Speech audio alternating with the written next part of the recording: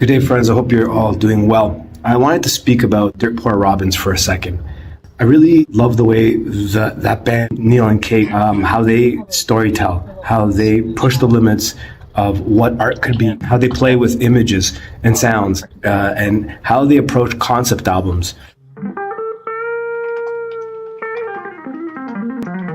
I really love the way that they're kind of doing things a bit different, and also a throwback to a time when concept albums were a thing. I really believe that stories, the way we tell them, the way we take sound and images and put them together and compile them, really makes a difference. It pushes the limits of what we assume art is or isn't. You can get the link. It's gotta be hard to find. It really challenges us, and honestly, their work really reflects this.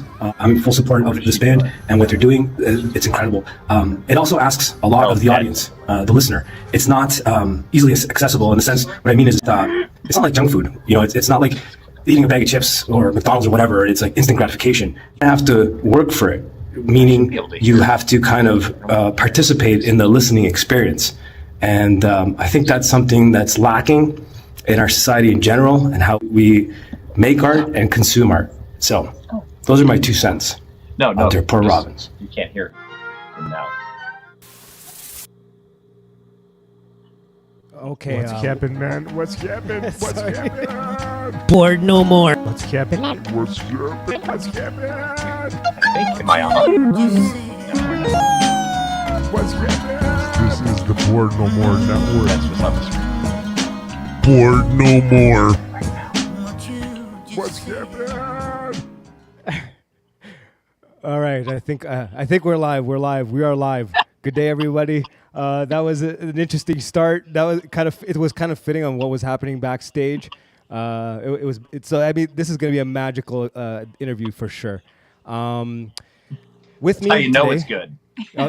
right? Like, you know what I mean? Like, this is when they shake you up and see what you do with it, right? That's part of creativity, correct? Yeah, exactly. Okay, so we have with us Neil and Kate from Dirt Poor Robins. We've had Neil on before, and now we have the pleasure of meeting Kate. Hello, guys. Thank you for having us. Absolutely, it's definitely our pleasure. Everybody loves you guys. We play your music often on SOS Radio. We talk about you guys a lot. I get a lot of questions, so I'm really happy to have this conversation with you guys, to meet you both and have an interesting conversation to see how this all fits together. You are husband and wife, of course, but you are also bandmates. I have myself been in a band, and it feels like I was married to my bandmates. So, actually being married to one of your bandmates must be a little bit, like, must be like a little meta. There's an extra layer there. Is that correct? Can I say that way? Is that true? Yeah, no, it's true. And there's very few. I think there's very few examples of husband and wife teams that kind of worked out in a band too. So it's not like, I don't know if it's a wonderful idea. I can think of like Les Paul and Mary. What was her name? They were a couple, and they were out on the road together, and they were kind of a neat couple. But yeah, no, I imagine it's got its challenges if you have the wrong personality types together, for sure. For sure. Yeah, well, also, if we spent like our whole marriage on the road, that probably would have been very taxing. But we really didn't do that. So to me, it just feels natural. It's pretty much from the day Neil and I met. We've spent most days together since then. So to not work together, I think, would be much stranger for us, really. Oh yeah, for sure. Immediately we started working together, like, right away. It was the first thing we did, because we talked about it last time we were on here. We were cast as leads in a musical together. Yeah. Mm-hmm. So, that right there, we started off having to sing in each other's faces. That's kind of how we met. So, and I did a really weird thing when we first met. We weren't instantly drawn to each other, but I said, so while I'm here doing this musical, I want to make a record. Uh-huh. And so I think maybe you should help me with that. And he was like, how do you know I'm any good? And I was so embarrassed. It was like, I don't know. I'm just guessing. What, you think I'm hot? And it was like, no, I just felt like I needed to ask you to help me, but I don't know why. And then I heard him play, and it was like, oh, that's why. Okay, cool. like I felt like I knew I could make her record with her, but she didn't know it yet, so I was skeptical of why she would just invite someone that she Instincts. didn't really know. It's got to be the instincts. Like That's it. Apparently. For sure. Well, a lot of being, husband and wife and creating together. How does the creative process work? Because I know you guys are both part of the creative process, from the drawings to the videos to the music to the lyrics, and of course the different instruments you play, from vocals to guitar. So so go take off any direction. Take them back. Take them way back. The first time you had a song you were working on, and we probably knew each other for a week, maybe 2 weeks. Yeah. Okay. And okay, so are you talking about like Paradise? Oh, sure, yeah. Tell yeah. me. It was like a specific song. So I had written a lot of songs, and my song, I tend to go toward dark and moody. I wanted to take on, hard topics that really I hadn't experienced in my life yet. I was still a teenager at that time. But I had written this sweet little song, and I really wanted this little picky guitar part. I didn't play guitar really. So I had heard him a little bit, and I said, I think maybe you could help me with this song. And I showed him the chords on the piano, and I kind of did this little meedly with my fingers. And then I said, can you do something? And I kid you not, he played it like beginning to end, first try. That was it. And it wasn't a difficult song, but it was just there. And it was kind of like, oh, okay, yeah. And you liked it. You and had I no loved changes. it. It was like, that's exactly what I wanted. Thank you. So it started like that. I considered myself a songwriter, a lyricist. Neil was also writing with No More Kings. I'm assuming you guys probably talked about that band a little bit. Funk band. Remember. I don't think we did. No, don't tell him that. He'll start digging up stuff. Oh, and bring yeah, it up. dig it up. I will start digging up fun. stuff. So I kind of feel like I Yoko'd that band a little bit because they were so good. Okay. And I loved everybody in that band. But Neil and I came along and just started working together. And so he was kind of in both bands for a while. So he was writing too, but a lot of it was like kind of more funny and topical. Right. But he was kind of the hook master, and of course his musical structure was amazing. Mm-hmm. So I felt like I kind of brought the lyrics, and then he would figure out what to do musically, and maybe give it a hook. So that's kind of how we began. Well, hold on. You threw a couple things in there. One, you referenced Homestar Runner, whether you knew it or not. Remember Strong Bad, Homestar Runner? No, she did the guitar virtuoso immediately. Yeah. No. That's from that. Okay. That's a deep cut. I'm proud of my wife for knowing Homestar Runner from like the, Well, I don't know that I knew that. Yeah. I just know immediately. From like 2002. Yeah. Okay. You're welcome. Other thing you did there, which was nice, is that she didn't. You kind of mentioned it, but yeah, she was a lyricist when I met her. I never wrote serious lyrics ever. I was, I think my friend Pete and I, who are No More Kings, we were like early adapters to the hipster thing. Yep. So in the sense that there was a part of hipsterism where it was like kind of like you had the inside scoop on stuff. It's like you could see through things, but also what you chose to take onto yourself was always ironic. So you could never get pinned down, you know. So if I like thrifted an old man hat and shirt, and someone comes up and says, "Oh, like that's awful. Why? Like that's an awful old man shirt hat." I'm like, "Yeah, I know, isn't it? Isn't it amazing? It's awful."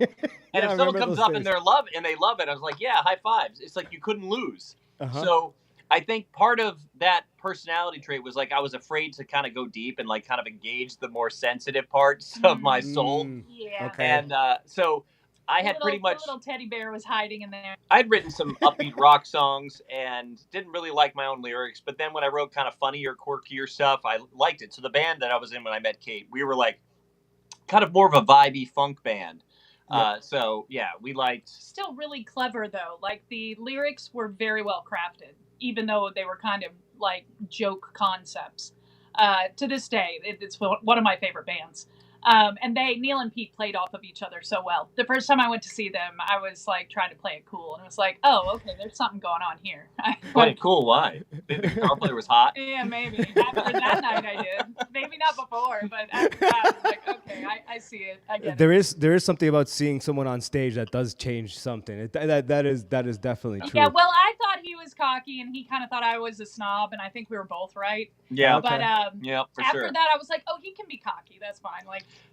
He can back it up. Yeah, because I already seen Kate's talents at that point. So when we met, the first night we met, first night we rehearsed together, they put us together for this musical we were cast in, and she had just gotten in from Los Angeles, and she had to sing first in this duet. And when I was just immediately enamored with her voice, like I never had someone just that's us. That's like literally a few months after we met. Kate was just like in my face singing with this glorious voice so confidently, and it. Babies. Yeah, baby Neil and That's Kate. when I took him to New York City. Oh my gosh, I can't believe you have that picture. That's amazing. So yeah, anyway, going back, so I felt like we were fairly even and equal when we started to write together, and really enjoying co-writing. I had never really co-written successfully before that. I always had to kind of go away in my little cave and recede. So yeah, with Neil, it kind of just naturally came out of me, and I could work with him. And we had super similar interest and taste. Now, she had a group of bands she listened to that I hadn't really heard of, that when she introduced me to them, I was like, oh, this is great stuff. A couple of things I made fun of. I was going to say, I don't know if you I think she was into Enya a little bit. She was into Enya, and I felt that made me felt like I was dying in a nursing home when I listened. I still like Enya. Okay, so no Enya for me. You're on your own. You're on your own, man. And then I was into some harder stuff. Put on Enya, man. Yeah, I was into some. Relaxing. I was into some harder stuff. I mean, like really, one of my core rock bands I really liked growing up was King's X. And, yeah. But I liked them once I heard them through your ears. Yeah. Like I wouldn't have gotten it on my own, but like once I could hear it through your ears, I was like, this is great. So I love it. You exposed me to them. What else? Ben Folds 5. Yeah, I was in a Ben Folds 5. Which Ben Folds 5. Early days. Yeah. Really, the Beatles. Like, I'm embarrassed to say that, but the Beatles I knew was more through my dad, so I knew like I Want to Hold Your Hand and stuff like that. He brought me into like psychedelic realm. Everything after Rubber Soul, I listened to the Beatles. Before that, I'm like, it's good, but it's not my thing. Revolver I'm with is you. like one of my favorite records of all time now, but I don't know that I would have explored any of that. I think you like Abbey Road better. Really? Yep. I think you do. I don't know, maybe. They're both good. But you do love that one. I couldn't win Neil over to Tori Amos, really. I love Tori. Little Earthquakes is a great record. And Boys to Pele. You did like a little bit of Boys to Pele. And I stop after Boys to Pele. Yeah. After that, all I can hear is Unicorns and Glitter and Mental Illness. And you weren't a huge fan of the Indigo Girls. No, but you were into Tori Amos. But I feel like the Indigo Girls kind of taught me how to write lyrics, honestly. Like them and Leonard Cohen, which is a weird Hulk smash there. But yeah, like Leonard Cohen, Emily Saliers from the Indigo Girls, and then put some Simon and Garfunkel, Tori Amos. Oh, that's an interesting. You know what? As you're describing that does fit your sound. Yeah. Well, that's my side. So that's not his side, but that's kind of where I came from lyrically. Anyway, can I point out one? Sorry, go ahead. No, go ahead. I was going to say one thing. There's something that I have noticed because I want to carry on exactly where you're at. So don't forget where you're at. But because I wanted to thread this in, there's something about your music that that has caught my attention, and it's really exemplified in this next clip. The clip says a lot. It says a lot about what I've just seen now and in the chemistry you both have. It also comes through on the chemistry on your albums, and it really does. It really does, because that's how I listen to albums. I kind of look for the little weird things, the little extra time someone took to put something at the end of a song or the beginning of the song, or a hanging note, how it goes and how instruments play together. So I just wanted to, because it kind of fits at this point. So don't forget where you were at, Kate, though. I didn't mean to interrupt you, but I think this is what I want to throw this up now. Is it playing? If only I could give a voice to how you make me. There's a reason I'm playing this. All the bad love songs and good ones too. All the bad love songs. Seem like everybody's Thank got love like we do. So good. But we know that can't be true. I don't wanna make your head any bigger, but I don't know how this thing with you and me could be better. I've been trying to plan a vacation for two, but I don't know of a sweeter destination.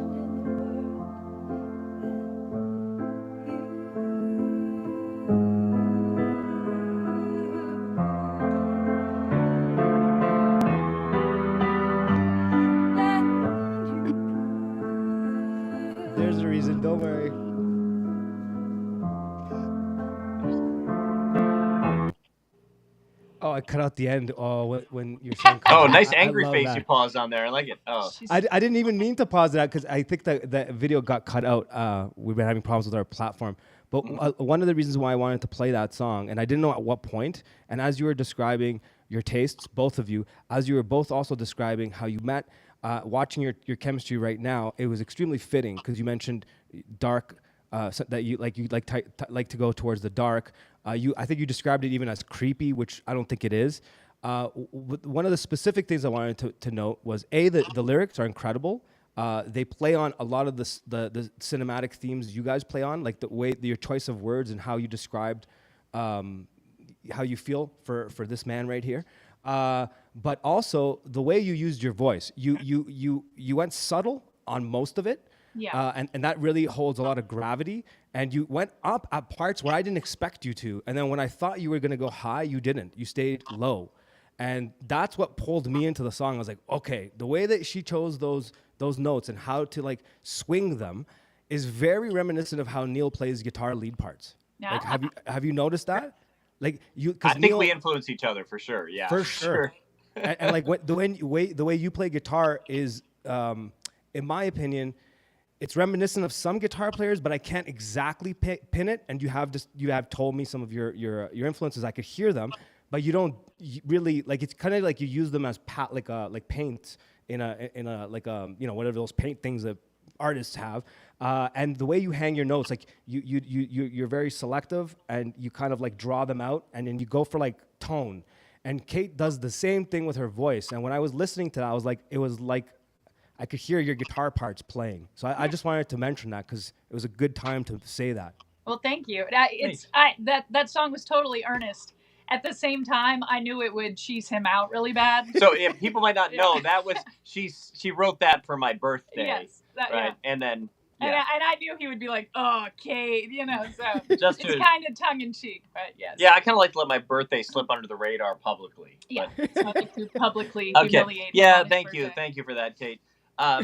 So some of the other funny things you might not know about us when we met, and I don't want to get too much into this, but we were in very different places, let's say spiritually and financially. Mm-hmm. Mm-hmm. So there's this song. That is true. Let's start with financially.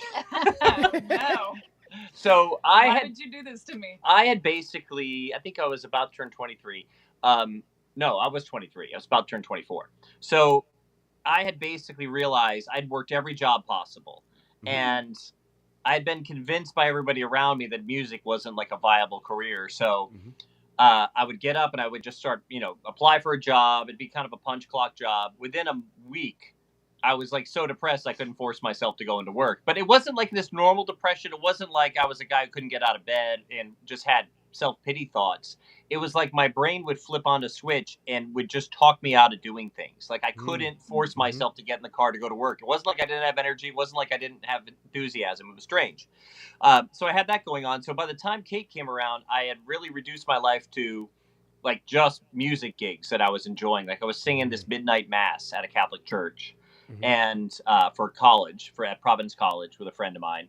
And we were doing just local gigs. And I was just doing tiny things for money because I couldn't do it anymore. Like I knew I had to get a normal job. I thought I was doomed. So I was just like in survival mode. I lived in the poorest part of Providence, Rhode Island. And, when Kate swooped in, she had a very different background. That's your hero. It wasn't like I wanted money either. I just wanted to be able to I wanted to make things. That was it. That would have been being rich for me, was to be able to make things. So I kind of figured out how to make my life rich without having money, as much as I could, but I was missing a woman. Mm-hmm. And so Kate swooped in, and our song became a song by Paul Simon, which was Diamonds on the Soles of Her Shoes. Yeah. It starts out, he's a poor boy, empty as a pocket. Diamonds on the soles of her shoes. She's a rich girl. She don't try to hide it. Diamonds on the soles of her shoes. One of my favorites. So that was kind of like our song. Okay. And then spiritually, Kate was kind of like, you were like a California Buddhist almost when I met you. You had like a Christian upbringing, sort of, and you were around it, and you were sort of familiar with it. But then she was out there reading books on like astral projection and stuff. That's true. I think Buddhist is almost kind of like too kind. Like it was weirder than that. Yeah, I don't know, maybe like Unitarian. Like I knew there was a God for sure. I felt very drawn to Christ. I didn't imagine in any way that my family could have just happened to land on the right faith, by chance. But you happen to be, of all the Yeah, faiths in just the world, the happened family you're born to into. grow up in a Christian family. Yeah. So it's like, what are those chances? And then you go out to LA. Oh, what happened? Oh, I think they timed out everyone. We are live, so I'm holding down the fort. We've had a few extra technical difficulties today. I guess you guys are used to it, especially now going on to this new platform. I'm not sure if it's that. Phone just randomly booted us. Yeah. Mistake, No worries. We're back. Okay. So what were you saying, Kate? Where were you? Yeah, I mean, I was with some really strange people in LA. Like, I had a friend who was doing transcendental past life things with me, and we were going to do tarot readings, and I feel very grateful I didn't get into the occult as much as I had opportunity to. Like, there was some hesitation there for me, but I was searching. I really wanted to know the truth. I really wanted to know God from like the earliest time I can remember. Like, I'd lay in bed at night as a child, like crying that I couldn't talk to God on the phone. It made me angry. If he's there, why can't I just talk to him? You and Joan Osborne. Oh, man. Wait, actually, who wrote that Joan Osborne song? Was it her? Was that Larry Norman? Or? You need to never say that. Someone else, right? It wasn't her. It was a cover. I just don't remember who it was. Yeah, anyway. Maybe he's talking on the phone, the Pope. Maybe in Rome. Right, maybe so. I'm glad that I didn't write that line. But anyway, so when I met Neil, he was like a different kind of Christian. Like, I hadn't really met that flavor yet. It was like really trying to live it. No. Well, no. To me, you were. I didn't know where to go I didn't know where to go except for to learn things. I didn't know where to go to do Christianity. But there wasn't. Man, I hate to sound like this is gonna sound like switchfooty or something, but it's like he didn't seem like Mr. Rogers to me. Like, he was still a cool guy. He was artistic, and I think I kind of thought most Christians were just kind of in this Mr. Rogers world, Pull up that picture again and let's see how cool I was. I don't know. Let's see. I have questions for this theory. Well, for that time, that would have been cool. Sure if that guy for that time, you would have been. You look like the cool. Well, that mullet is killing. We both have mullets, I think. Sorry, I didn't mean to flip it to that one. Grade there. It was part of a video that I made so that I can show the picture, and then I flipped to the other one. I didn't know I was gonna show it, so that's what this one. That's so. That's for funny. That time period, you're cool. You're cool for that time period. All right, fine. Not bad. No, I mean, Abercrombie was cool back then. Well, right? that was the '90s. People had chin straps. We didn't know what to do. I did. Know what to wear. I did. Yeah, anyway, so I met Neil, and he all of a sudden, had answers for questions that I had been asking for, I did. A decade. My Christianity was mostly in thought for the most part. It was like I was learning, the ideas I was learning to make a defense for it. I had already been utterly convinced that it was Christ. I just didn't know necessarily, hey, what church do I go to? The church I go to was weird. The next church I went to was weird. It was always weird, but I could tell. I could tell there was some kind of ceiling I was hitting, right? Mm-hmm. And I was just a completely agnostic Christian, though, so I could talk a good game for sure. You could, and you did. And when people say you can't talk someone into faith, I just disagree with that because that's because they're bad at it. He totally talked me into faith comes by hearing the word. At the time, a born again Christian. That's where he was at. And I was kind of okay, I've come to the end of all of my problems and troubles and questions. Yeah, but I think I'm signed on. So I really wasn't a fan of atheism because just from paying attention to it always bothered me. For example, I got older and learned it was called the transcendental argument for God. Mm-hmm. But that was kind of what I was like, how can you even, if you begin to have an argument with me about God, you've already conceded God. Yes. Because now you're conceding the fact that there is a way for truth to exist, right? Yep. That it's independently verifiable above us. It's not just on our subjective level, because they're saying something that I don't believe, I shouldn't believe. So we're not talking about subjectivity. They're talking about the idea that there's an ordained truth, right? And if things are ordained to be one way and not another, that means that, okay, you're talking about an ordainer.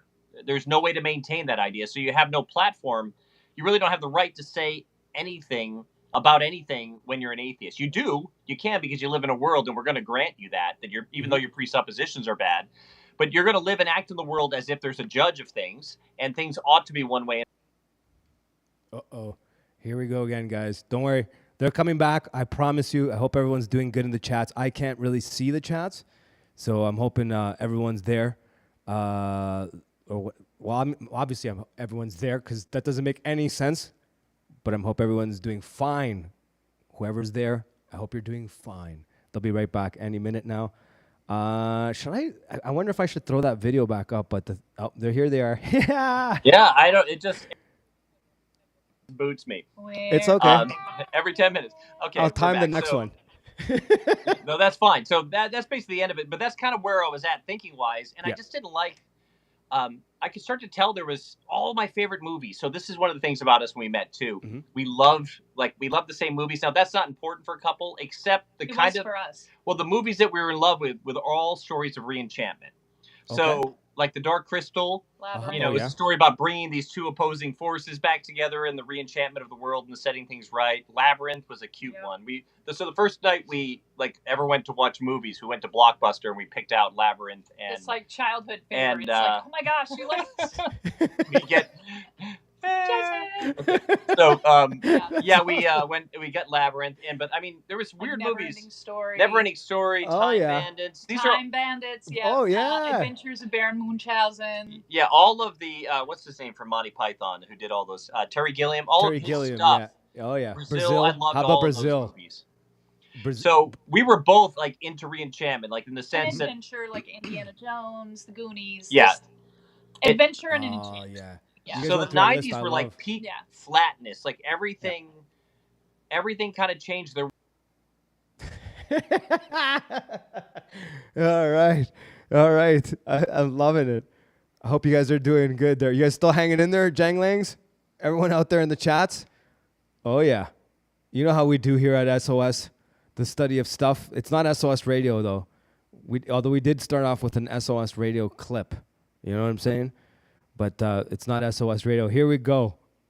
Hey, it's getting good. Hey, Kate, can you do me a favor? Yes. Grab that charger cord on the ground. Okay. My phone's got plenty of charge. I'm trying to figure out anything to get it to stop. It's okay. The little platform likes to tell me it's going to kick me, and then it kicks me really fast. I'm like, thanks. Yeah. At least it tells you first. You get that half-second warning to know you're about to lose.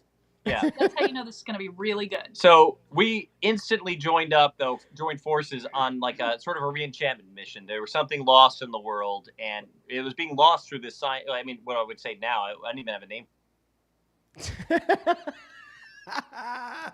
All right. This is it. It's like you know what? It feels like a game show. It feels like one of those 90s game shows. Do you guys remember those ones? You know what? It's not like this one example I'm going to give, but I love this example. You guys remember those Japanese game shows, and they would like overdub English over them, and then it kind of trailed its way into the 2000s. You guys know what I'm talking about? Hey. So, Kate ran. I'm going to grab her phone. She's grabbing something quick. We'll try it. I'm going to try to log in on her phone too and see if that's any better. No worries.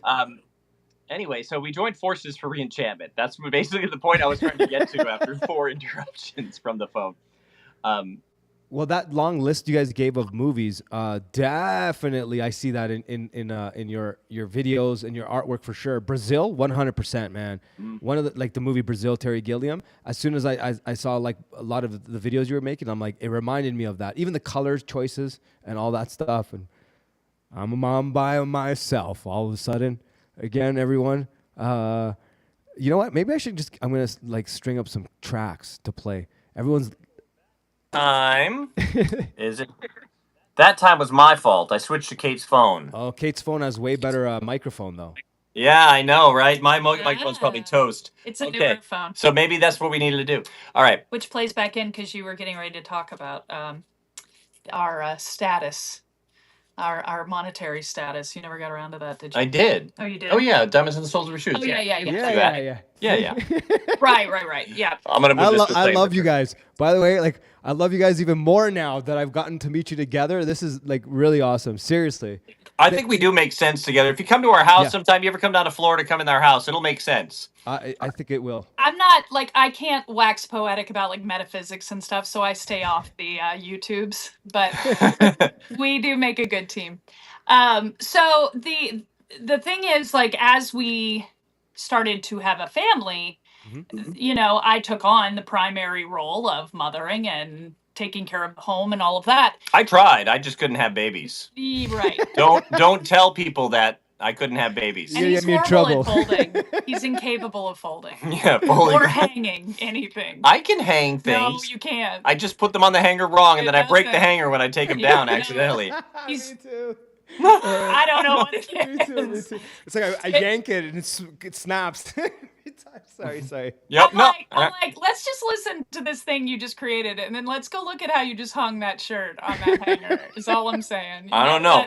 You ask a fish to climb a tree, it's gonna look like an idiot. That's all I'm saying. And it does. So, but anyway, so that just naturally started to pull my creativity in that direction. And it doesn't feel like creativity, but that's what it is. You know, you're creating this home and you're, you know, trying to be creative as a mother and all of these things. So I've just found that over the years, my creativity went that way and he naturally just started filling it. So I feel like now I really want to get back into giving that effort creatively to our lyrics, but I kind of operate more as an editor at this point. So he brings the thought, the idea, the lyrics, and then I'm kind of going like, this word, like, can you explain to me what you mean here? Maybe we can make that more clear. This is going to sing better if we, you know, use this vowel sound, like that kind of thing. So when we, it's funny stuff. So basically, she's just a queen on a throne. I come into the room, Your Majesty. I have a song to offer you for your approval.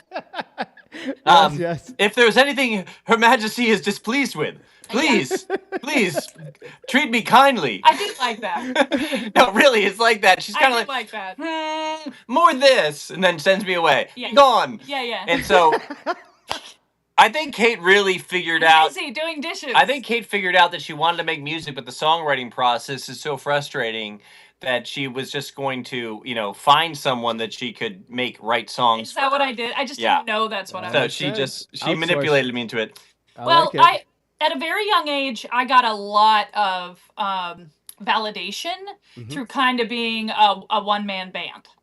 So, like, I wrote the songs, I was going into the studio and recording them with musicians, so I was kind of producing, arranging. Oh, yeah, let me stop you on that, because it was funny. Remember, okay, so I think we talked about how Kate and I met in this musical. I was cast on the East Coast, and she was cast on the West Coast. I auditioned in that is person. funny, yeah. I was the last person they cast for the play, the lead male.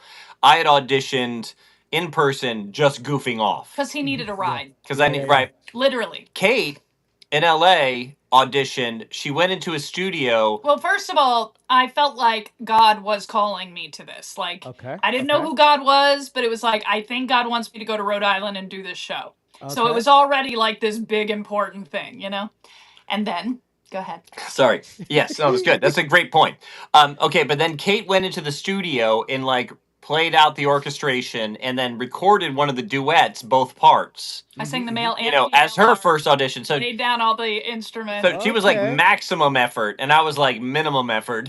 Which is the story of my life, like over trying always, and like sometimes it working out, and then Neil just kind of like tripping through, and it's just amazing. Like and Inspector gorgeous. Gadget, no. Yeah. So, so what was the point of that? The point of that was that you went into the studio and recorded all of it, and you got through your point. That was your point. Yeah. You made it. You did it. Congratulations. I love you guys. You guys are so Where were we? You did it. Anyway, so we did that, and now we're running around, and we formed Dirt Poor Robins in 2004. So we had got married in 1999, and we actually formed the band in 2004 in the Providence, Rhode Island area. Oh, I know where we were. You actually hijacked my story. I tried to get away with it. I tried, guys. I'm sorry. She's going to keep going. It's okay. I made a mental note. I was going to bring it back. Don't worry. I made the mental note. I know where we're going. Go ahead. So I got a lot of validation for being like doing everything myself. Oh, that's right. That's where you were. And so it was very hard for me to let somebody else come in because I thought that was like It was hard for like one day. For one day. No, but there was an undertone of it being difficult, really just more emotionally, where it was like as I started to parent more or as I wrote less. This is way early on though. This happened. Yeah, but way before parents. I'm just saying, like as that happened, it was almost like I was competing against Neil a little bit. Yeah. Because I still felt this like huge need to like prove myself and show that I could do this. And so it was really hard to let that scale tip for a long time for me. And then I had to like get it in my head, like, you are not competing with your husband. Like, you're doing more of this, which may be more unseen, which is harder in a sense, but he's doing great at replacing you, so just let it happen. But this was what you're describing though, that's a really condensed version of it. So if we went back to like when we first started, when we first met, and she's like, help me make a record. It was her songs. I didn't write the songs. I helped her finish off a couple of them. And I think did we write something together? Yeah. I mean, yeah. A couple things together, but basically I was like, well, what do you have for me to record on? What do you have around here? You got a keyboard or something I can arrange on? She has money. She just goes and buys stuff. She's like, oh yeah, I can go get you one. And meanwhile, I'd like, I could keep all of my belongings in a trash bag in a guitar case. So. Oh my gosh. And my mother, like as soon as we started dating, she made him move in with us because she didn't want me driving to his neighborhood. So awesome. They had rented this huge house, and she's like, you can have the third floor. It's yours. Up to our third floor. It's got everything you need up there. She gave him a studio up there. That's like awesome. basically just go in this room and like work on this keyboard. Her mom was right. My neighborhood was rough, man. Yeah. It was rough. Yeah. We had a lot of problems in my neighborhood. So anyway, back to that. Yeah. So she got me this stuff, and it was like the first song. It was like I'm like, hey, come work on this with me. And I've been working on it for like 15 minutes or 20 minutes, and she's like, oh yeah, that's great. Sounds like you got this. And then she took a nap, and that was the last time Kate asserted herself as a producer. I promise you, that's how it went. So she described a very long process in her head that happened over time because. I was a little stressed at the time, to be fair. Yeah, okay. Like, what is that, narcolepsy? I would just I could like fall asleep standing up. Yeah, so pretty much all of our... I couldn't last through any movie, through any car ride. I just fell asleep all the time. All of our early records were me working in the studio with an engineer and her taking a nap. On the floor. And then getting tea. And then she would just come in and sing. And then she would go back to it. So right. I just forgot all of that. You forgot all that. I thought I was so creative Conveniently. before we had kids. No, before we had kids. So basically, immediately, Kate's like, you got this, bro. Make me some nice stuff to sing on. So the time that I was creative was when I was lonely and sad. Wait, hold on. I met Neil. Now you're selling yourself short the other way. I was like very prolific. I gotta do this. Her timeline's crazy, Mano. She's lost. She's lost in mothering. These kids are stealing her short-term and long-term memory. It's all gone. So what happened for real is that we started Dirtpool Robins. Now, we wrote those songs together. Yes. We wrote those songs. Yeah. And all of them, pretty much. There were a couple I wrote by myself and a couple you wrote by yourself, but we pretty much were co-writing at the time. We made a demo in our home on like a computer with like a microphone. I think I was pregnant. You were always pregnant when we were recording our first. Every kid we were recording an album during it, and Kate's just like really strutting up to the microphone, holding her back. Kate, sing this really wicked high song. Like your 8th month of pregnancy. Kate, do I need to put you in a lazy boy and just lower the microphone to you? What's going on here? Why are you so fertile? Anyway, so. Our first real record with Dirtpool Robins, that was a completely joint effort, except for I did all the production and the arranging and most of the playing. But outside of that, writing-wise, so we did a record called The Cage. That was when we were signed to a record deal. And so slowly, basically, right before we did The Cage, we had our first child, Story. And that really didn't interrupt it too much. You were still... I don't remember any of this. You're right. Right. It's like I'm hearing it for the first time. Tell me more. Yeah. She's entertained. Do tell. And then, like, really, I think the Cage, if you ever go back and listen to that, I don't listen to it ever. And it's not that I disparage people for listening to it. It's just too long ago for me now. You know what I mean? Because it's cute. I finished a record like a week later and I want to change things. You never mind, 15 years, 16 years, whatever it is. And also we were on a label, so we were attempting a much more accessible sound, if you will, hoping to get a song on the radio, you know, like those kind of things. So it was after that record that we were like, I mean, I kind of call it like an FU record, but it's kind of like, not to anyone in particular, Well, but just like the industry in a way. we're gonna be ourselves and not worry about marketability or getting a single or whatever. There's a song on that record. So the first track on that record is called "I Shot a Man." Kate wrote that by herself. Oh, this is our second major release, which was Last Days of Leviathan. That was a song Kate had just written. I changed I wrote the last line in the song, and that was it. No, you didn't. Oh yeah, 100%. You did not. You just gave me the idea for the last verse. You wrote the last line. That is not true. Feet and hands was my No. I like how you're trying to include me. I've got a good track record here. You're probably right. It's a good line. Of correcting it. He takes credit for all the good lines. But anyway, that's got a good story too. So you should go back and listen to that sometime, because we had moved into this house in Kentucky called the Bitter Blood House. And it was where this murder took place. Yeah, Bitter Blood's the name of a movie about a series of like 14 murders. There was a made-for-TV movie. It was a real movie starring Kelly McGillis. I'm your real-time fact checker. Okay. I'm her real-time. You can go look it up on IMDb right now. It's called Bitter Blood, starring Kelly McGillis. And it was a from Top Gun best-selling book. That's true. Thank you. But So these murders had happened at this house, and it was a big house out in the country. And Neil at the time was kind of going back and forth from Nashville quite a bit. So I was thinking, like, I'm trying to think about how am I going to feel by myself in this house where these murders happened with children. We got the house cheap.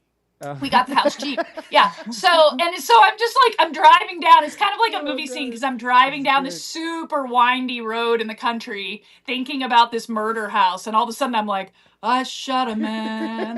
Like, I just started singing it because I was thinking, could I kill somebody? Like, if somebody tries to break in my house, you got kids. Could I kill them? You know? It sounds weird if you're not an American that has guns in their house. Yeah. I guess. I don't know. But anyway, yeah. So that's how I Shot a Man came to be. Is I was wrestling with the idea of what would it feel like if you had to take someone's life. Did you conclude whether you could or couldn't shoot someone if you had to in a situation like protecting your family? I don't think I concluded it in the song, but I think in real life I got to the point where I would just pray at night, like, Lord, you're gonna have to put your angels around me because I got nothing. Okay. Yeah. It's like, I got kids spread out all over this house. I have no exit plan.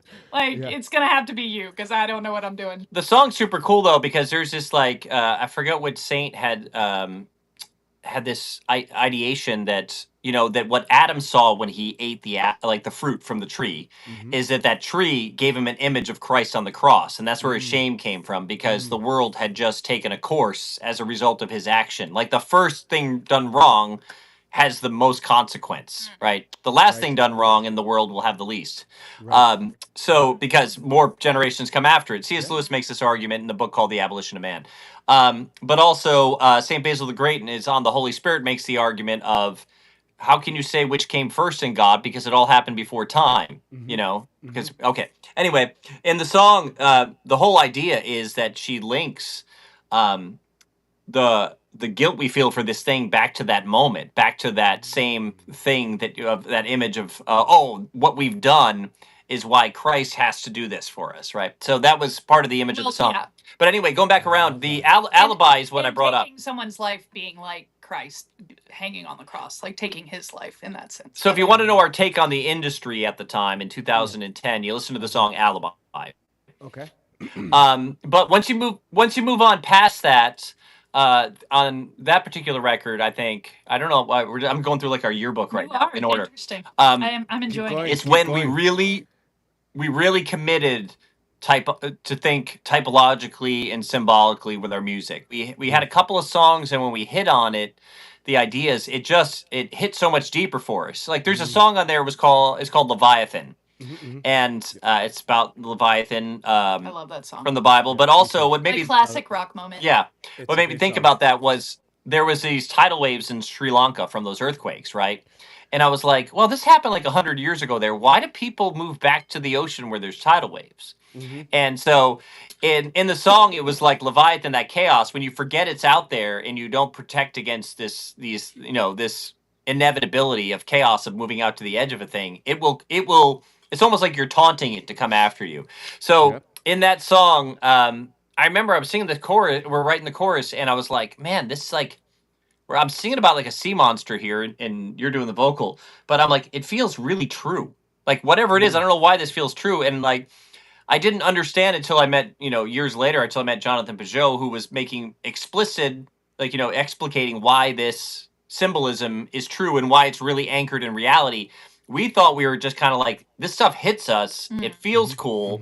And we were able to, like, once we got that feeling for when, like, the symbolism was locked in place and it kind of moved us, it was easy to get it there without even understanding why it was there. You would just move the elements of the story and you could see it was leaning, falling a certain way that if you fell into the reality of it, the truth of it, you had something that you had stories and ideas that were locked into some kind of overarching truth with some gravity to it.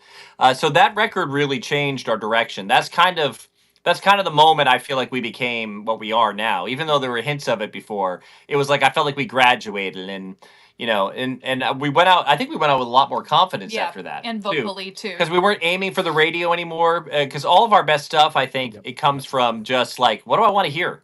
Yep. What do I want to hear? And so that's a very different question than trying to hack the algorithm of the current fad of the moment, which is just soul sucking for us. I mean, some people, that's where they want to live. They want to live in trying to make monopoly money, but that wasn't us. That would be fun, but Monopoly money. Yeah, we're not going to turn out money, but that would be nice. I'd much rather be able to do music than have the big house. So That's it, though. And also the way you guys approach it, I think that's why you have, honestly, you have some really loyal fans. Like I tapped into some of your fan base, and the way they talk about you guys, the way that they promote your music. I mean, I'm becoming one of them. When I'm listening to what you guys are doing, I'm looking. I've always kind of done this, but now that I know it's intentional, I'm looking for those undercurrents. I'm looking for the layers. I'm looking for like the stuff that was in your head that you weren't even aware of. You know what I'm saying?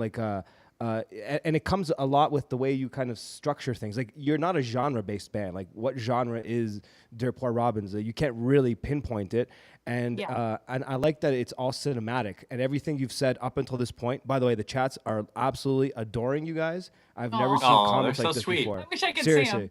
Yeah. And there's people here, I don't know, they're not people I've seen before, like Soda Pop. Oh, I heard his name. Yeah. He was in the other live stream. He won. He won. Yeah. I'm shipping Yeah. out a record to him tomorrow. Signed. Yeah. Right. That's the dude. Thanks for but coming, y'all. Everyone's loving watching you guys in your element, because this is why I wanted to have this conversation. This is why I wanted to set it up the way I did, is because this is the creativity I'm looking for.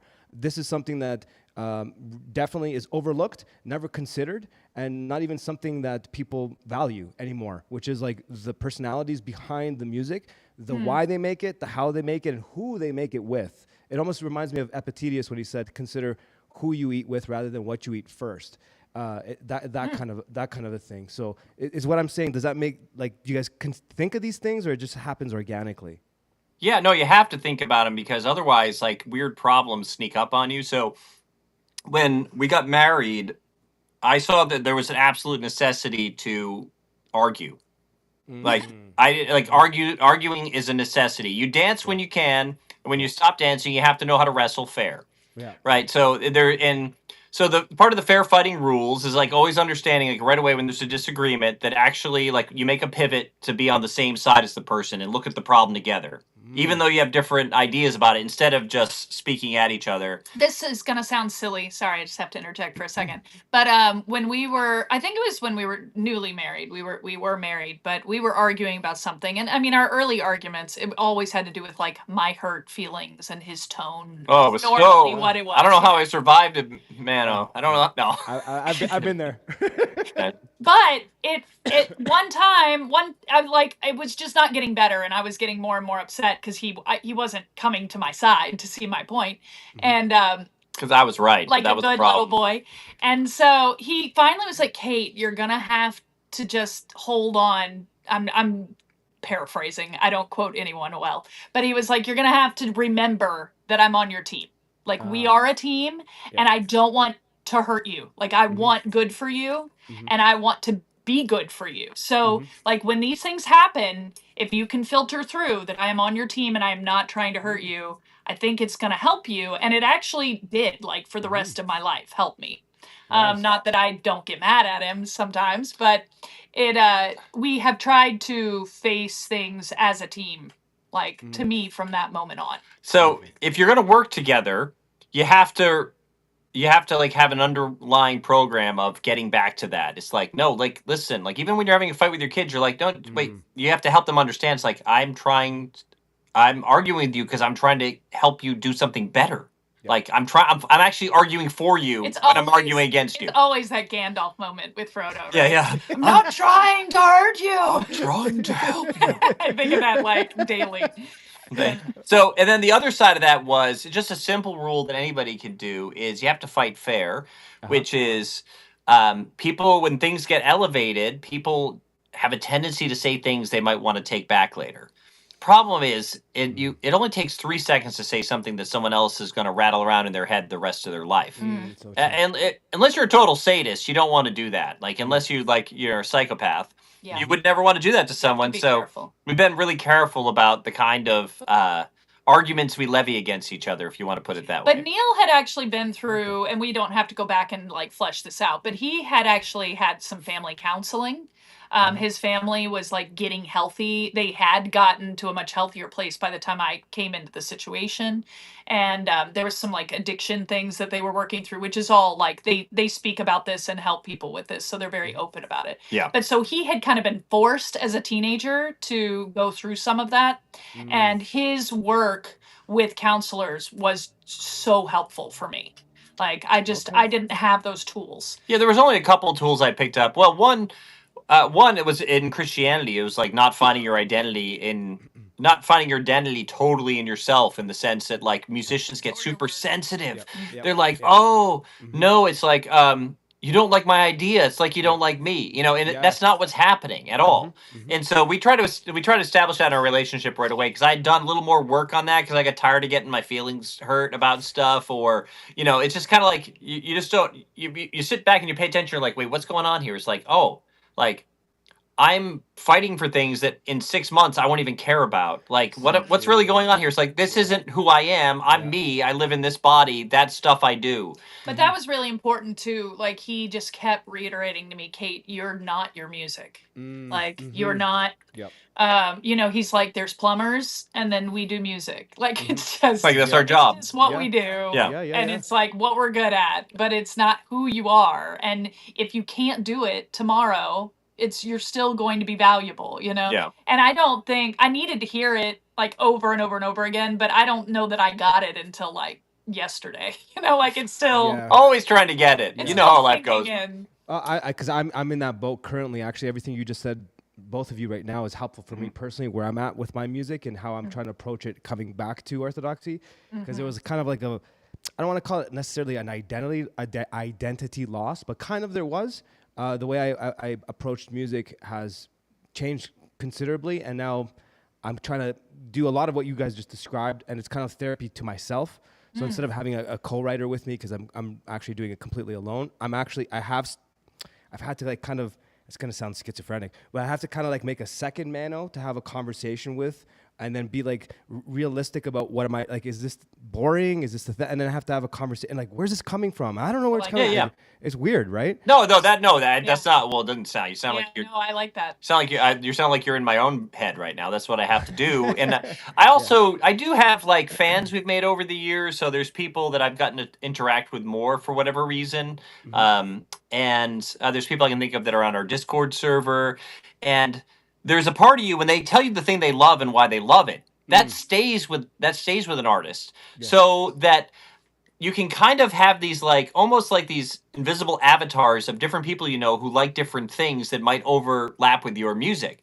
Yeah. And so when you're working on something, you're like, I'm like, oh, so-and-so would be really excited about this. I know they like songs like this, and I'm thinking of different people we've interacted with and other moments where you're playing live and the audience lights up and you see that, because in the studio, you don't always get that same sense.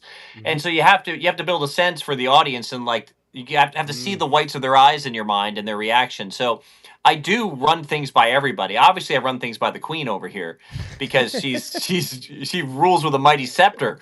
But Why have you come? outside of that, Be gone.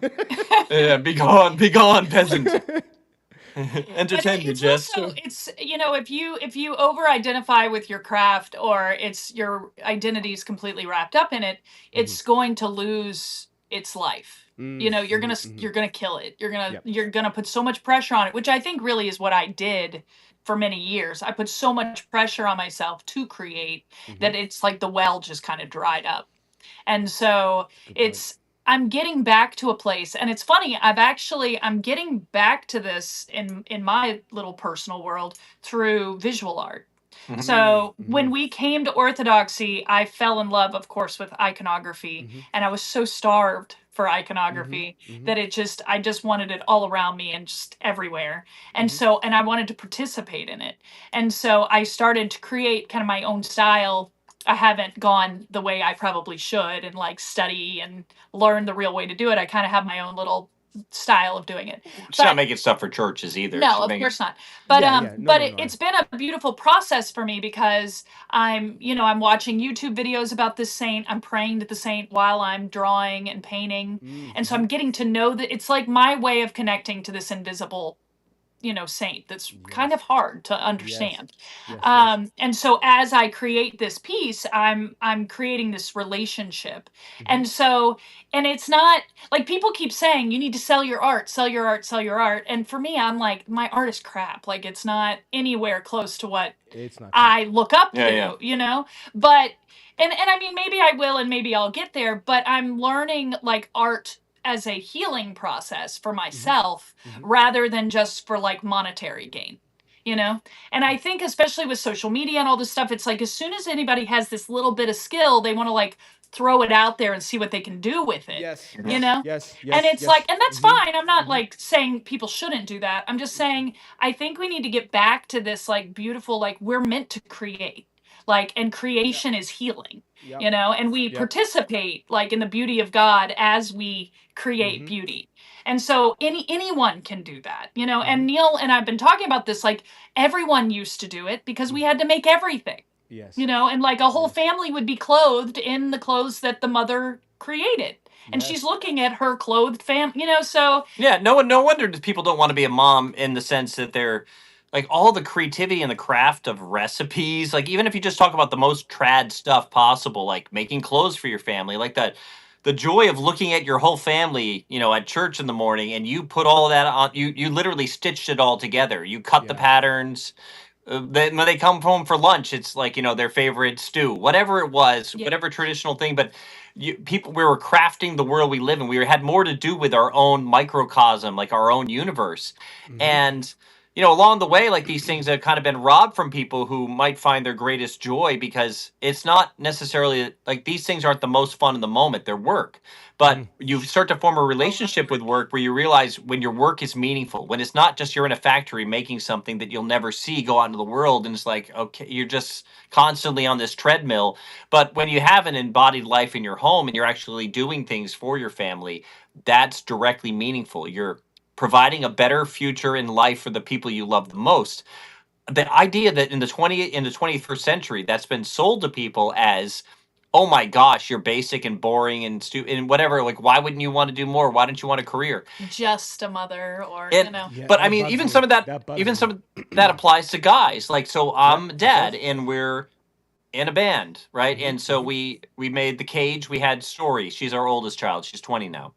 And Story Elora. And then our I second was gonna child. ask, that's the name, Story? Story. Yeah, Story. I Did love you ever that. That's so good. Sorry. Did you ever see Willow? The movie Yeah, Willow? of course, yeah. So I fell in love with the name Elora from Willow. Elora Danan was the princess. I loved that movie. Like, I think that was like when I was like 12 or something. I don't know. I loved that movie. It wasn't good enough of a movie to give her a first name, though. It had to be the middle name. Yeah, so, and Story just came about because we were like, we know that this person is going to have an incredible story. Like, what's it going to be? I don't know. And it was so pretty when you saw it like in cursive. I think we saw it on like a kid's storybook. It's like, that's it. So yeah, by the time we had our second child, so Story came out on the road with us. We had tour support from a label. We were playing nightclubs and bigger shows and places.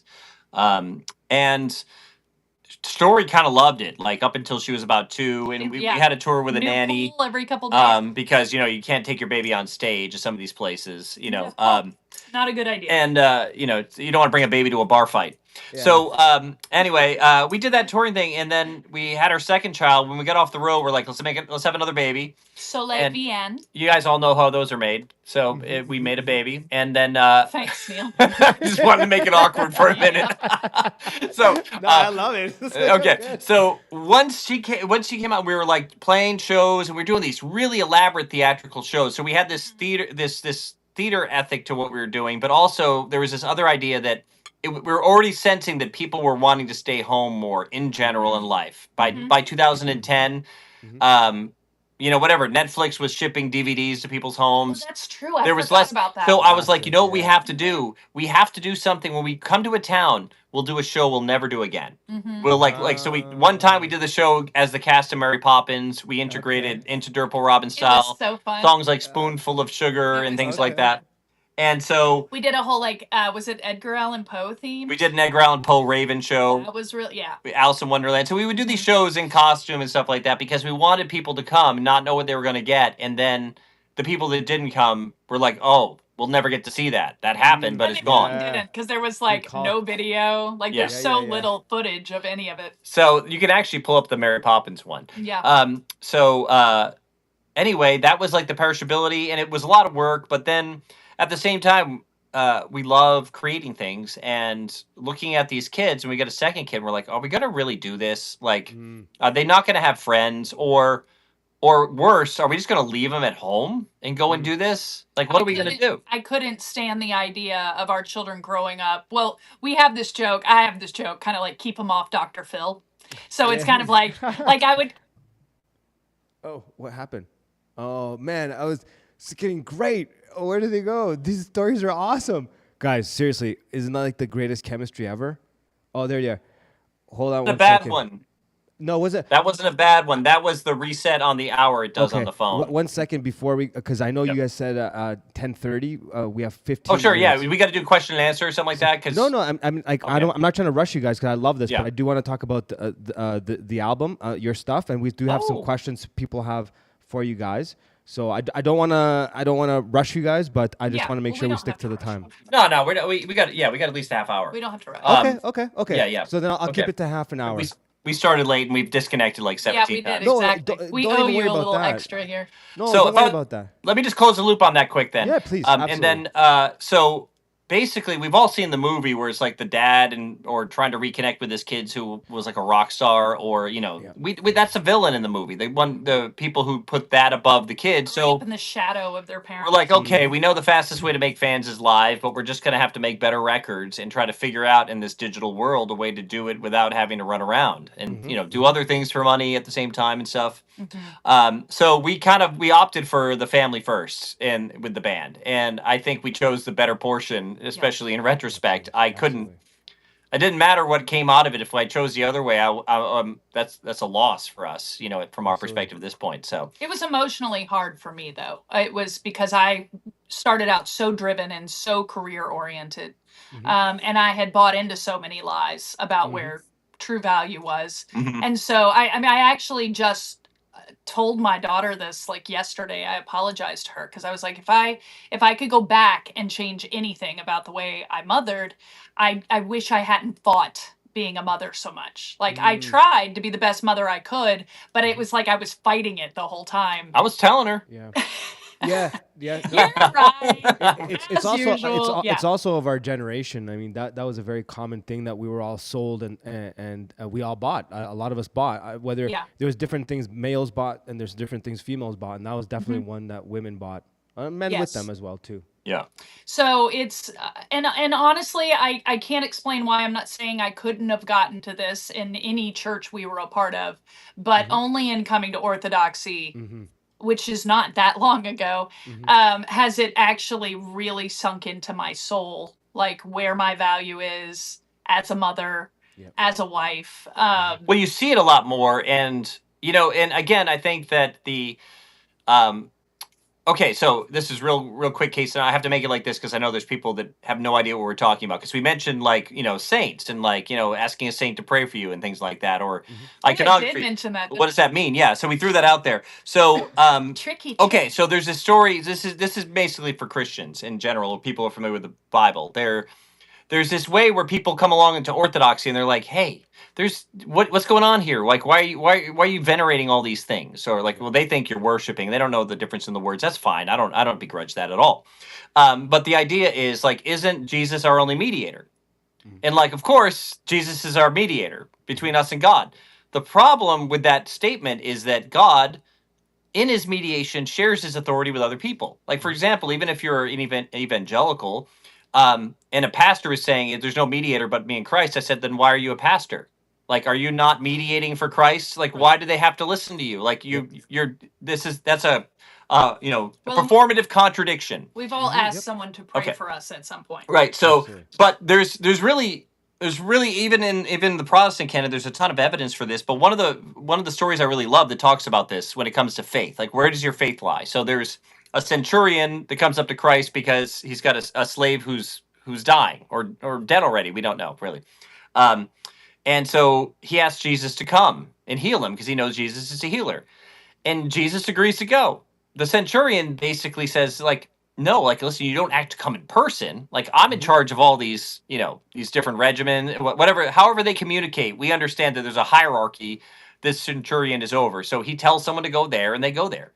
And so it says that Jesus marvels at his faith because what he's really referring to is the structure of Christ and the angels and his apostles and, all and the priests and all the things that he's left for us and that he's working through.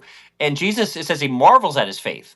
He doesn't marvel at the fact that, that he thought that, it's just Jesus who has to come. He understands that Jesus comes lots of ways into our lives. And that is very often God is seen through other people. This is why we need to love our neighbor as ourselves, because very often on a horizontal level, we won't see God unless he's working through us. So I just thought that was a point worth mentioning because, we're talking about all these things and we're talking about what we draw from. But also as an artist, it was so helpful because now you kind of understand how things actually work in the sense that the universe, the heavens are shaped like a Christmas tree with this bright star on the top, and all the other stars are likened to that bright star, but they have a place. They fit in. And so when I'm doing the band, hey, I'm in charge, right? When I go to church, my priest is 15 years younger than me. I'm excited to learn from him, right? You know what I mean? Like I trust him. Yeah. And even if I didn't trust him, I'd probably try to trust him, because I understand that God can even put people in your life that are a problem for you, so you grow. So you have to trust it all, like in a way. Amen. So anyway, I just thought that was worth mentioning because I think there is something happening right now. People are getting very excited about what's under the pyramids and who built that. And the story is coming rushing back in. There's like a flood of spirits back into the world in the sense where people thought this was all nonsense. And now everybody's talking about these old gods and who were they, and it plays right into the Christian story again, right into what Orthodoxy has preserved forever is this picture of like, hey, you want to talk about dealing with these like interdimensional entities or these transpersonal agencies or whatever kind of materialistic way you want to explain an angel or a demon. If you want to talk about these things, like the understanding is already in the church, and it's all coming back into the world right now. Yeah. Can I just jump in there? Because you said a lot of extremely important things that also tie back into music too. I like that you talked about intercession and why we do it and the thinking and meaning behind it. As a musician, I'm sure all arts, but I know music best. You're not working alone. And I've had a past where I was more in the occult, but not crazy stuff. And I know even at that point in my life, there was something working with me. And I found through my lyrics, it was strange that later when I came back to Orthodoxy and I checked with Father Turbo on some of my lyrics, it did seem like there was Logos Spermatica present, kind of seeding me, even as I was writing these songs that I thought were not Christian. the reason why I mention that is that prayer, it's almost like work as prayer.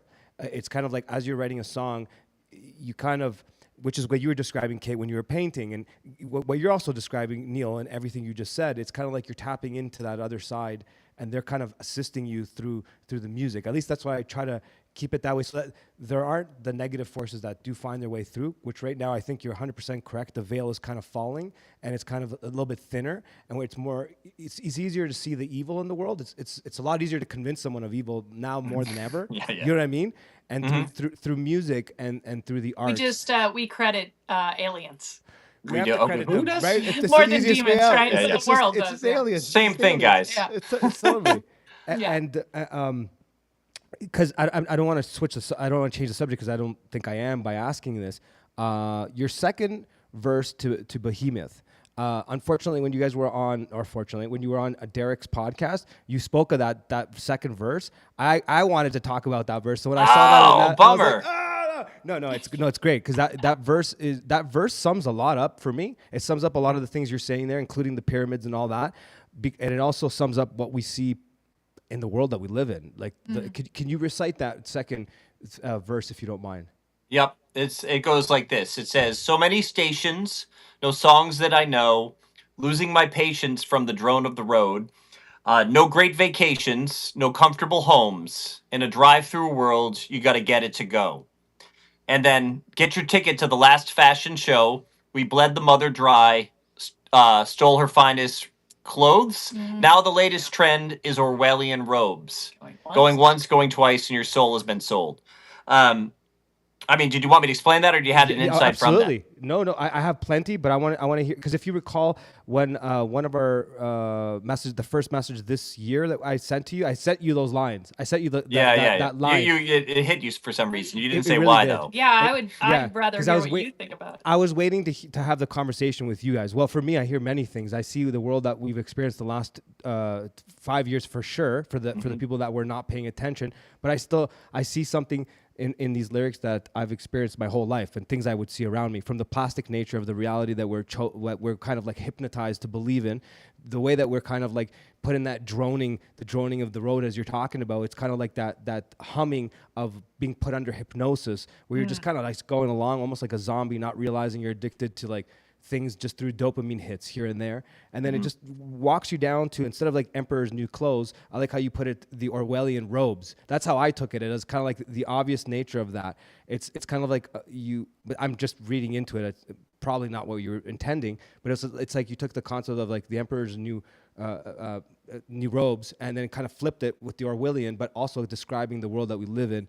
It is an Orwellian state, and it's clothing that we wear, almost like the plastic nature that puts us in that Orwellian state. Yeah. So that's my take. I'm probably off. I love it. No, I mean, so I could talk Sounds about right it, to and me. I can give smaller examples and bigger examples of what you're talking about too. So, I think the whole thing really hinges around this idea that the world's becoming like a drive-through world. And what I meant by that is that, okay, let's go big first. Okay. So you're a little kid, your parents are trying to get you into let's imagine That was my idea, by the way. that, what?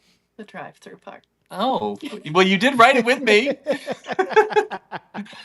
No, the line I had before that was clunky, but it said the same thing. It was just more poetic what you said, and I thank you. Thank you. And the fans thank you. So what happened in that song is that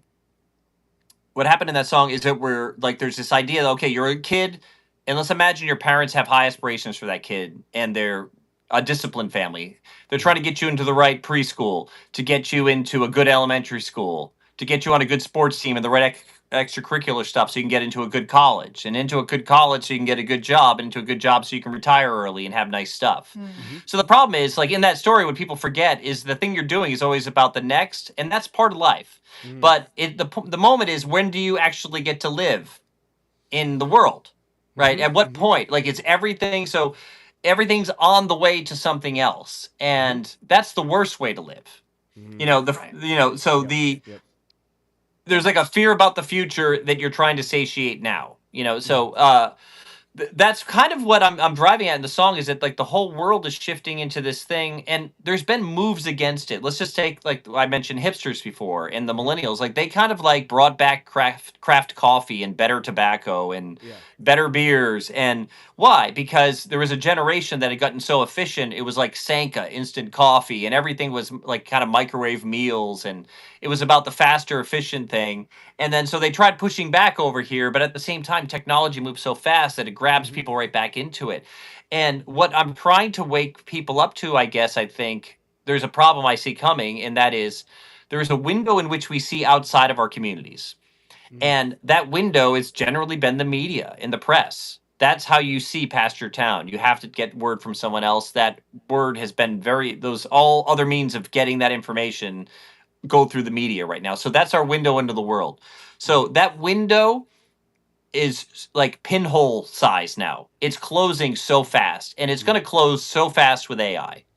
You know, because the problem with AI is it wants to win. It's not a moral thing, and they don't even know what they're building right now. They don't know how it works. They don't know how to insert new things into the code very often. They have to train it in strange ways because it's trying to be intelligent. It's trying to learn from itself.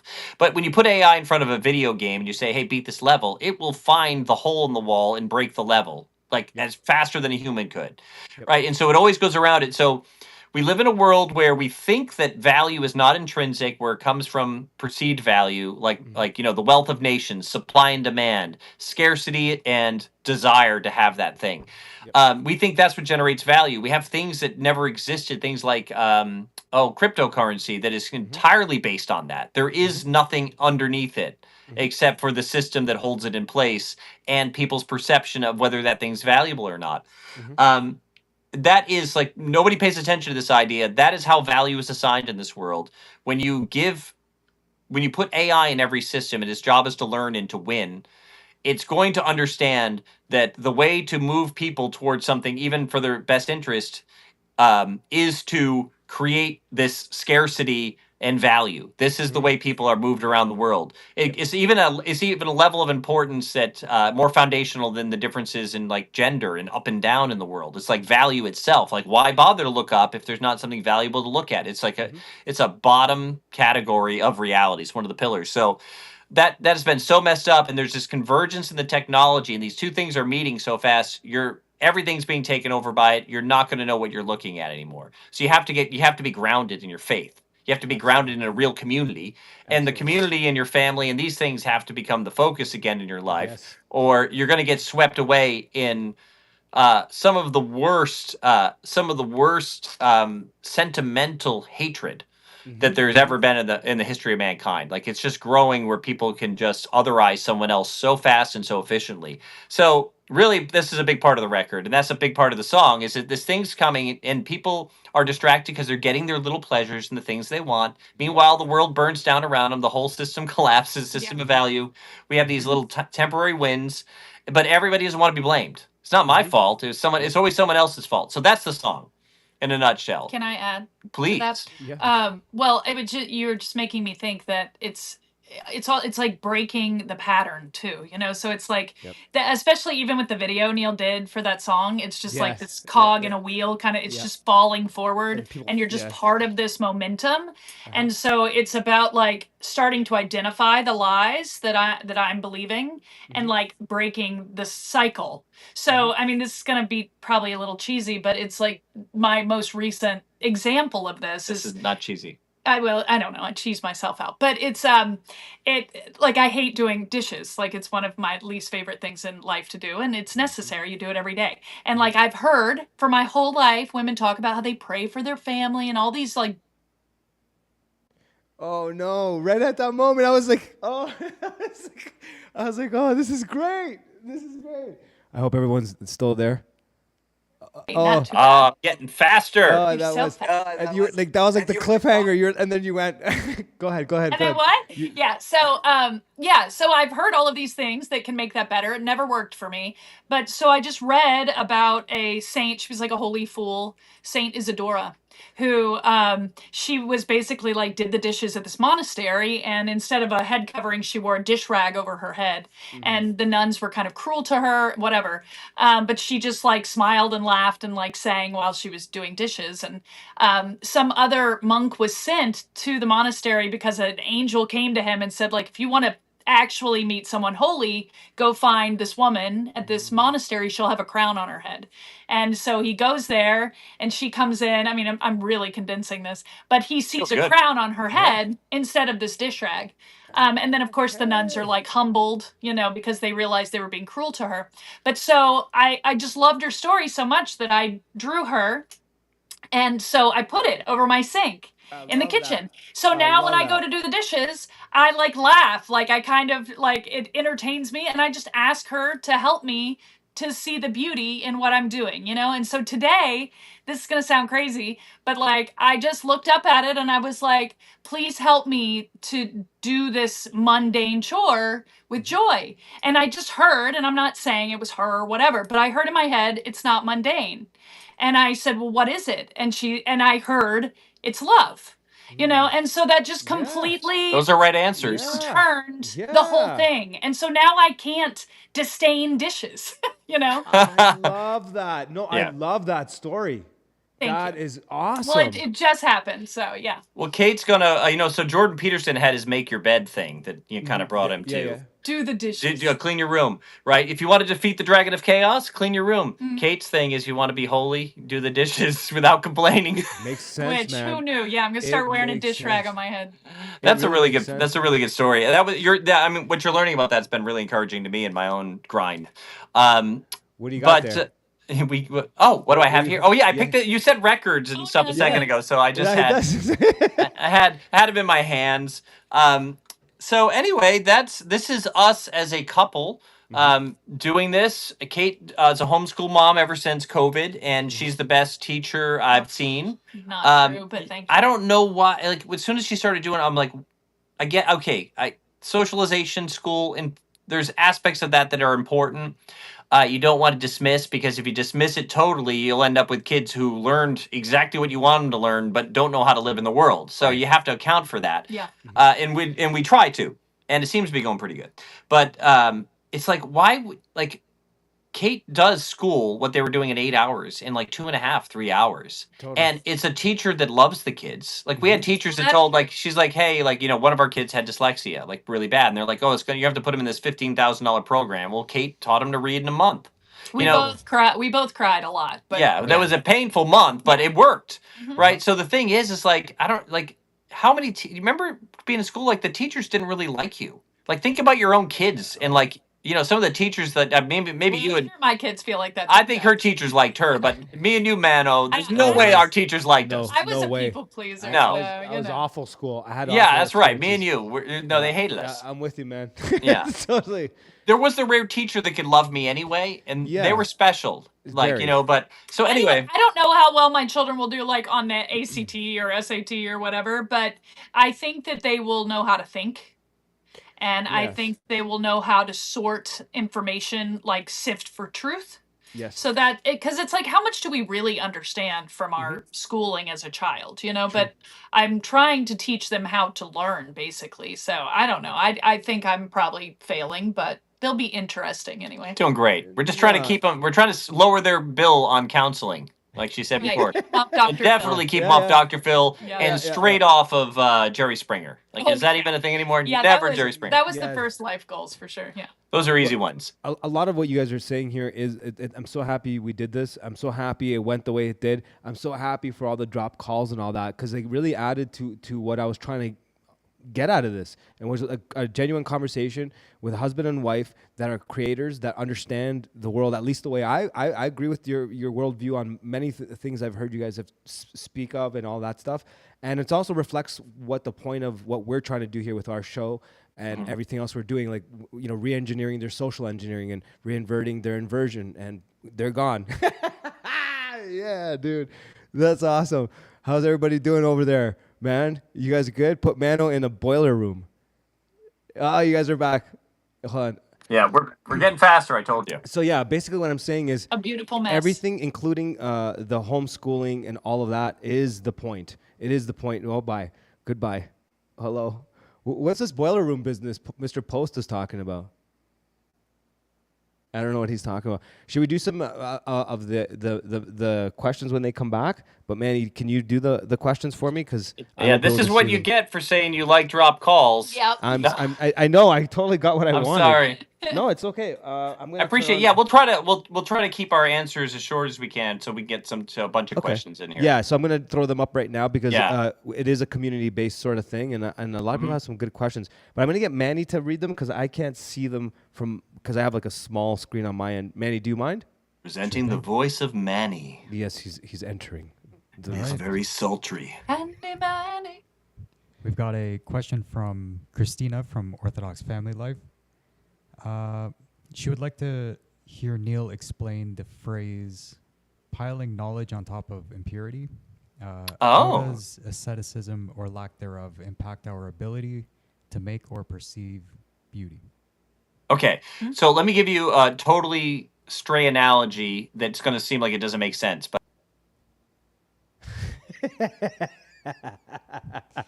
Great. While we're waiting, Post, what's the boiler room thing? They put Mano in the boiler room?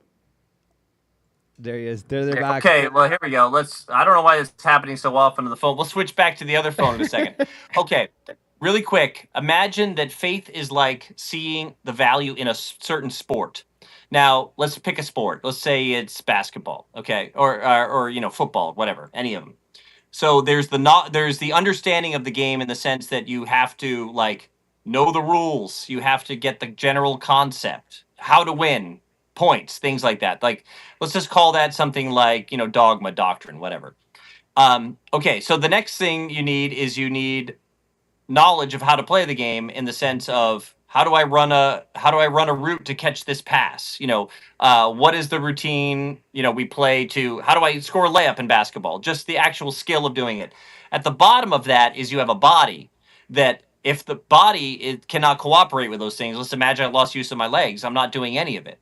Okay, so why does this matter? Because in asceticism, the idea is you're actually training. You're training in a spiritual gymnasium, the lower part of the story. So you have to have a body that can carry out the will. This is Paul in Romans talks about, the things I want to do, I don't do, and the things I don't want to do, I do. And who can save me from this horrible body of death, like this break between our higher noetic will, like our will that looks up and sees God's will, and then trying to do it. It's like it doesn't connect. Yep. So if you don't build the body and you don't purify the body, the information can't illuminate you, and the body isn't strong enough to carry out the will because it's too distracted by your desires. So in a nutshell, I think I said that on the previous podcast with Mano, if my memory serves me correctly, in context of something like bad online behavior. Yes, that's what happened. And he went. It was from bad online behavior we were talking about, ortho situations online. Thank you, Tech Noir. I see you. I love you back. Okay, this is training. Okay. I'm learning how to hold my thoughts better. This is really good. I should do this every day. This is awesome. Children. Yeah, okay. So what's happening is I don't know if some of these people argue online saying they're Orthodox have ever smelt incense. I don't know if they've, ever done a prostration. I don't know if they've ever prayed the Jesus prayer. I don't know anything about them. But I get the sense sometimes that there are people packing information, right, on top of this thing going everywhere, this body that gets frustrated too easily, this body of death that hasn't been trained and brought in submission. So first thing, before you pour someone a glass of water, you clean the glass. You don't because they're going to get dirty water, and you might as well just drink it out of the puddle or something, at that point. So it's the same thing. So if we try to illuminate before we're purified, there's a verse, and it's a weird verse because you're like, how is knowledge bad? But it says, knowledge puffs up, but love builds up. And it's speaking specifically, if you just start throwing information on top of this prideful, all these prideful systems, these unregenerate systems, and we have no command over our wayward, distracting desires, it's going to go bad. Yes. You know, it's going to go bad. So that's what I say. But I see this everywhere in the sense I see it in my own life. I can see myself doing this. Like I have head knowledge that I don't live, and I'm just starting to learn to keep my mouth shut. Like it, Yep. because I'm probably I notice if I start to talk about things, I'll get more frustrated quicker when people disagree with me. Like that's one tiny symptom of it. So I'm like, I'm gonna have to leave. You know, I'm gonna refer you to my friend who's actually good at the thing I'm about to talk about. Is what I Yes. need to do. So that's the short of it. I love that. Yeah, that was from Short our answer, Neil. our last live stream for sure. That Manny, do you have another one? Yep. Anonymous would like to know your opinion on separating the art from the artist. Is it possible to enjoy the art produced by someone who you think is immoral or wouldn't want to support? Good question. Do you have a thought, Kate? Because I do. I just don't want to go again. I don't know. I don't know if I have a right thought. I mean, is it possible? It is for me because, like, I still love all the like rock and roll from my Gen X days. You know that I don't know. I'm sure some of them are horrible people, but I think God works through horrible people oftentimes. You know, and so it's kind of like the idea that, like, you know, let's say evil or demons or whatever you want to call it, they can't create, right? They can only distort. And so any beauty or any truth is reflecting God. And so I think evil people happen on to that beauty of God all the time. You know, so I don't know. To me it doesn't bother me unless they're making their personal life part of the art. You know, if that's you know, then like Taylor Swift for me is an example. Oh, let's not do Taylor Swift. Really? Oh, I can't even think about her. No, I'm just kidding. Well, no, I was actually going to say something. Like, God bless her, but it's just she has About what you enmeshed said. everything so much that it's like I feel like I can't really support her because she brings all that kind of to the table and she's selling No, it to children. I'm out just on the music with her. I don't care about anything else. Of course, but I'm just saying no, she's I don't, an example. Yeah, I don't like to talk bad about artists, but her, I'm fine talking bad about her music. I don't know what it is. There's something different about Taylor Swift. I'm allowed to say. I just don't think it's good. No, it's not for me anyway. But St. Justin the Martyr talks about the logos being in all of these other cultures that preceded Christianity that you can go in and look, and it's like you could be like, well, these people used to do child sacrifice, yeah, but they got this right. You know, because there is a way when we start to sort things out, you can be like, well, you know what, Hitler washed his hands a lot. Maybe I shouldn't wash my hands. It's like, what the heck are we even talking about anymore? So I try not to think about it too much. I've had other examples where I've co-written a song with someone who's gone out and done something publicly like very immoral and like even gotten kicked out of their band and stuff like that. And I still love the song. Like I thought the song was good we wrote and they were part of it. Well, we've experienced that too, where we've had like, you know, so we've been in a church with someone and that person got like, they wrote these beautiful songs and then whatever, they'd made a mistake or, you know, something bad happened and now they're gone. And it's like, you know, there would be people where it's like, oh, I don't listen to them anymore. And it's like, what? That music's beautiful. Yeah, you know, but like, I mean, I get it too, because you can't really disambiguate these things totally. But the problem is, this is what the world looks like. This is not, we're not in paradise. You're going to have, so the apostles had to walk down Roman roads, regardless if they were built to conquer another country and kill and rape and pillage, whatever, they use those roads. So we look at everything in front of us and we, you know, all truth is God's truth. Right? Are we back to St. Justin the Martyr again? And then all truth is God's truth. And so in that capacity, we have to look at it, we have to sort things by that way. We have some kind of sense of judgment. And if we start picking out things about someone's character or lifestyle that makes us reject this thing that's... Well, you guys know how I feel about that subject, I think. I've talked about it a number of times on SOS Radio. There they are. They're back. One second. You got it, Manny? Oh, they're gone. Again? Oh, boy. Maybe the battery's dying. That's probably what it is. If it's happening that frequently. Hey, I'm back to the stage. Okay, so just to, put the wrap on that. Yeah, you don't want to endorse people that are not someone should follow in that capacity. But at the same time, if like someone does something, someone bakes you a pie, like you don't know who made the thing you're using all the time. So true. So true. It's so true. How you guys doing over there? I'm happy that you guys are stuck around. I think this is one of my one of the most funnest streams ever. Hey, this is so fun. I love it. It's got to be the battery. Maybe we'll do one more question after that. So pick one, and that's it. Is that cool, Manny? Yeah. And then we'll call it a day. I really wasn't looking at the chats, guys, while it was happening because I was kind of so entertained by these two that. Plus, also, it's an interview. I don't like looking at chats when I'm in an interview. Every once in a while, I might look over to see stuff. There they are. Yeah!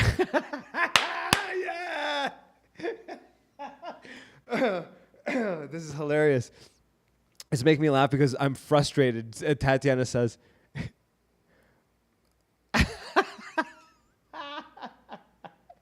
it's gone. Are they gone? Are they gone?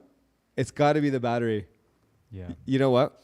Maybe I'll send them a message that will tie it up another time. So I don't want to. I know also it's also getting late for them. You don't have their info, do you? I don't have it on me. Okay. Just give me a second, guys. I'm gonna tie it up real quick. I'm just gonna send Neil a message right now.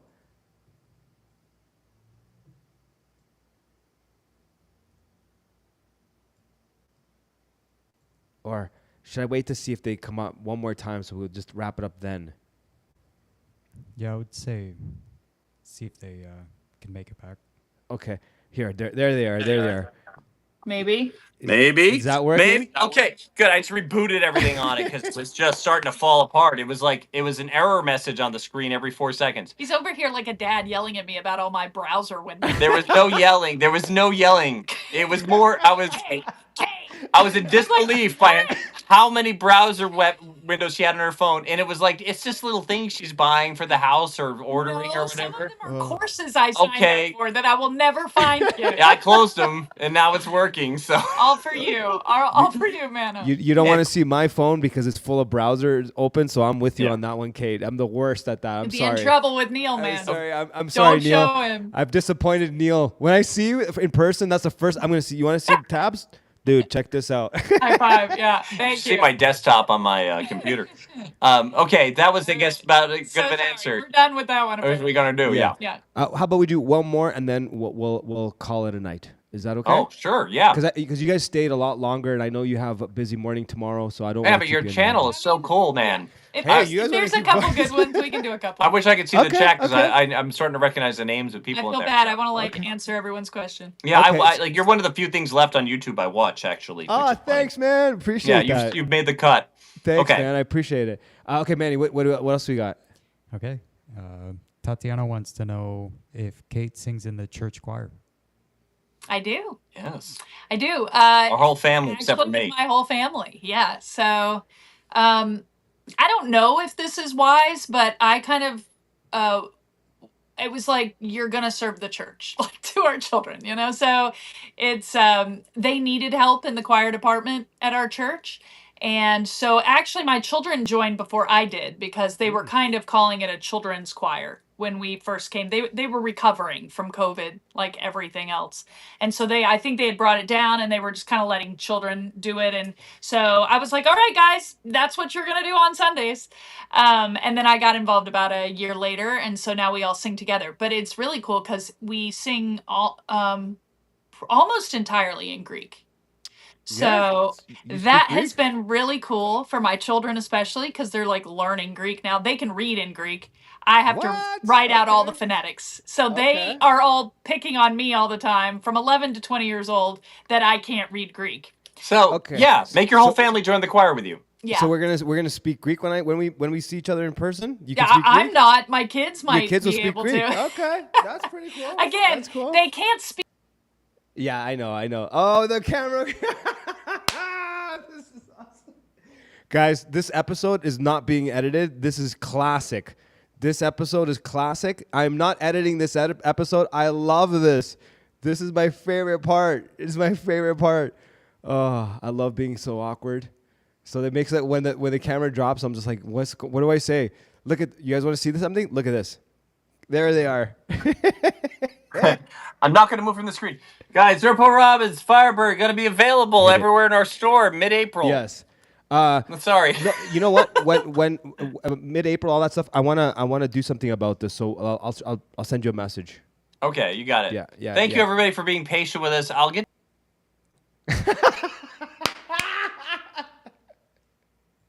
That's That's the best. That's the best. Oh, I love it. I love it. This is the best. This is the best. I love it. Guys, I love this. I love it. It keeps getting clipped. It's like someone's planning this. It's like we're laughing. We're laughing at the demons trying to mess with us. It's ha ha ha time. Help us. Save us. Oh God. I think I'm coming down with a cold or something. And that was awesome. Or it could be the cigars. It's probably the cigars. Tatiana says, demons be playing tricks. Christina says, all my kids now know more Greek than me. They might know more Greek than me, too. Possible.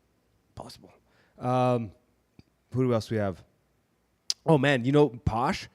Dude, his Greek is crazy. He sent me something in Greek. Man, dude, this guy, Greek, crazy Greek. Okay, I think that was a goodbye. If they don't come up, and I'll just send a message. Okay, yeah. No problem, my dear brother. I love you guys. That was exactly what I wanted and more. It's perfect. I'm not editing any of those clips and all that. This is staying as is. It's just awesome. Thank you guys for your time. We love you. I'm saying this live on air, and I'll touch base with you guys real soon.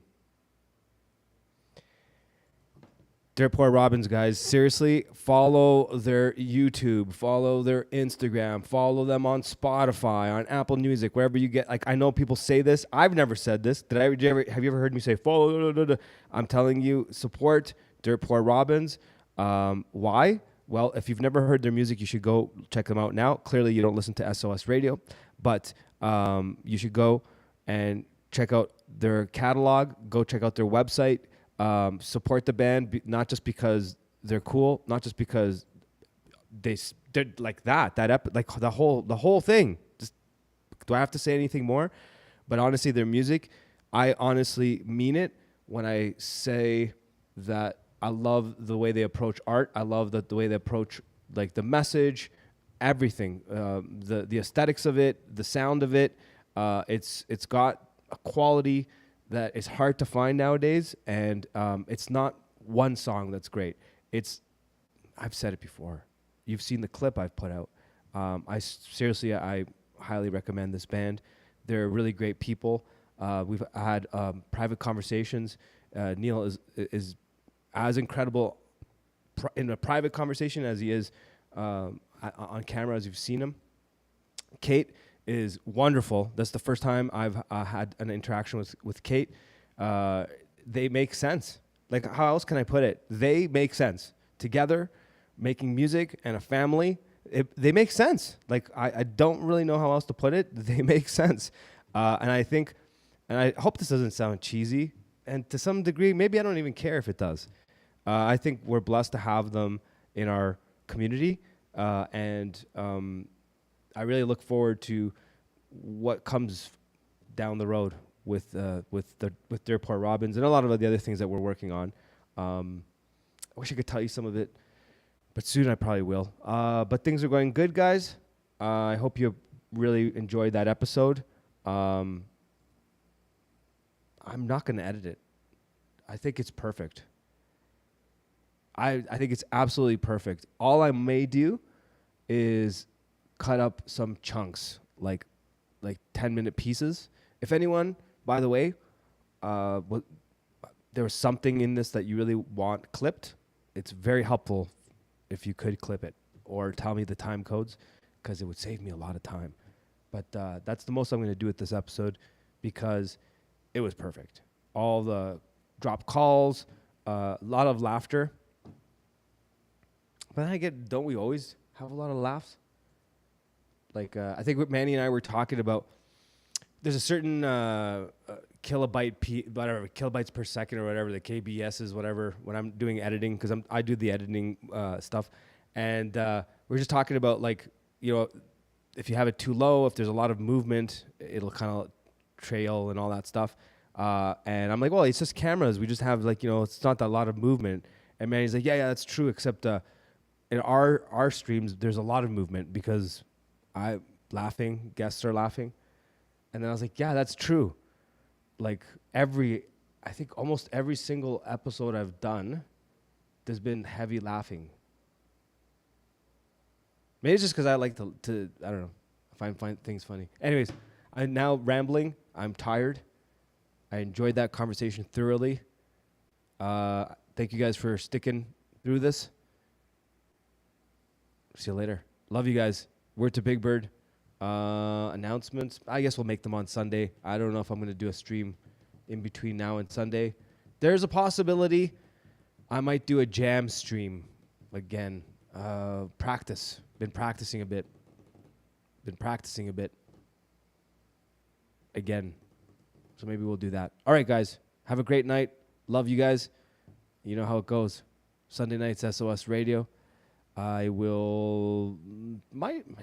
I'll leave it at that. Word to Big Bird. Honestly, lots of interviews are booked. I think tomorrow's the one. Tomorrow, the episode I did with Jason will drop. I was on his show. I'll keep you posted. Oh, I'm tired. I could feel my eyes are droopy. All right, guys. Have a great night. Love you guys. Neil and Kate, love you. Thanks for doing this. Thanks for being honest. Thanks for being real. Thanks for being human beings. You know what I mean? Like, seriously, that was awesome to watch. I'm definitely going to laugh my face off watching parts of that again. All right, guys, take it easy. Love you.